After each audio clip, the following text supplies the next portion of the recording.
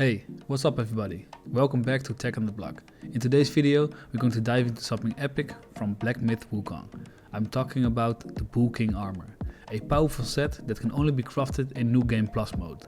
That's right, you need to play through the game twice before you can start thinking about crafting this beast of an armor. But don't worry, I got you covered. So let's jump right in.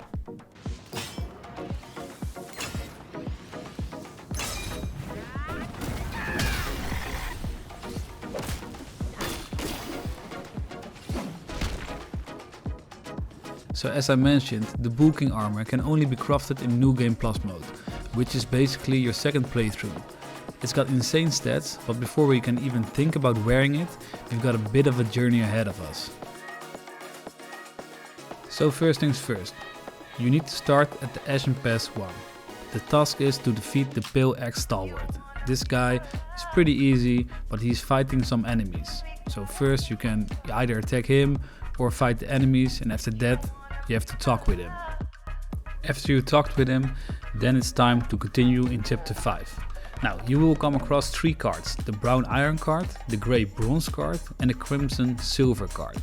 You don't need to defeat them in a specific order, but you need to defeat them to progress further and unlock the secret area. These cards won't drop any items for the Bull King armor, but they are essential to completing this part of the game and opening up an area that you need to go to. And the crimson silver card, he will be near the Emerald Hall Shrine. I will show you here in the footage the way to get to him, but this is also the location where the Pale-Axe Stalwart will be standing again. And then you have to talk with him again before he leaves to his final spot. So keep in mind that after defeating these cards, you have to go back to the Ashen Pass 1. There, at this place where you first fought the Pale-Axe Stalwart, he will be standing there again. Find him, talk with him. After that, go to this place, what I'm showing you at this moment. He will be standing there, and then you can talk with him again before he leaves to his final spot. Now, after defeating all those cards and talking to the NPC for 3 times, continue to the cooling slope. Here you'll face the rusty gold card, which will be the last one in this sequence. But of course it's not only the last one, it's also the toughest one. So prepare yourself a little bit that this one is gonna be a little bit tougher than all the other cards. But still, especially in New Game Plus, it will be okay-ish. So after you defeated it, you'll notice something interesting. The Pale-Axe Stalwart is lying there and you can speak with him. The conversation is actually the final step before you gain access to the secret area. And in this secret area, we will find all the things we need to complete or to build the Bull King armor.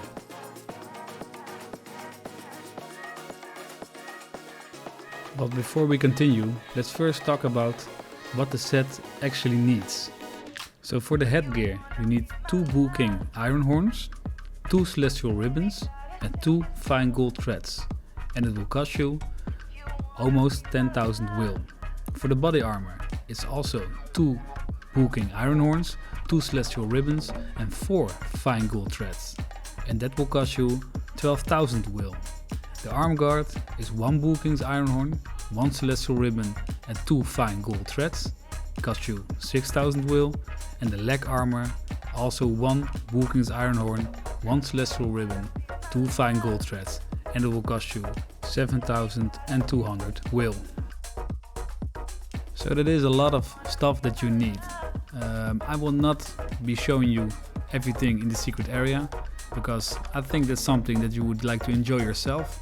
You will get in a lot of nice fights, and after you finish all those fights, you get a lot of these parts that you need for the Bull King armor. But like I said, you have to play the game 2 times to complete the whole set.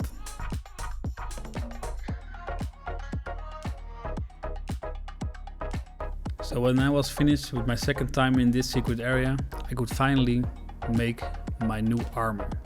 But what I also did was make the staff, the dark iron staff. This staff increases your attack based on your defense. And as you know, the Wukong's armor is like a tank. So if you change your build around and make it even more defensive, then your attack also goes up. And this is what I really like about this set. So now that I finally completed the set, it's time to test it out in battle. So I decided to test his armor out against Wukong Shell and Erlang. It took me 4 times to beat Wukong Shell and 2 times to beat Erlang. These fights were pretty tough, but this armor is definitely something that helped me. However, I did notice a downside to this armor. You lose access to perfect dodge mechanism, which could be a deal breaker for some players. But let's be honest, you don't build this nice armor to do a lot of dodging and do a lot of tactical fighting. No, you build this armor because you want to be a tank. And the more defensive you build, the more attack you get.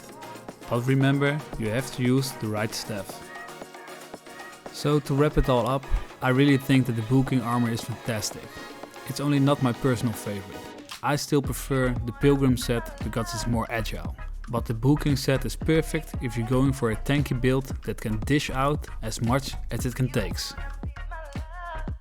So I hope you all enjoyed this breakdown of the Wukong armor set, and if you want more Black Myth Wukong content, don't forget to hit that like button and subscribe. I've got plenty of more content coming your way, tips, tricks, armor guides, you name it, so keep that in mind. Thanks for watching and I see you all in the next one.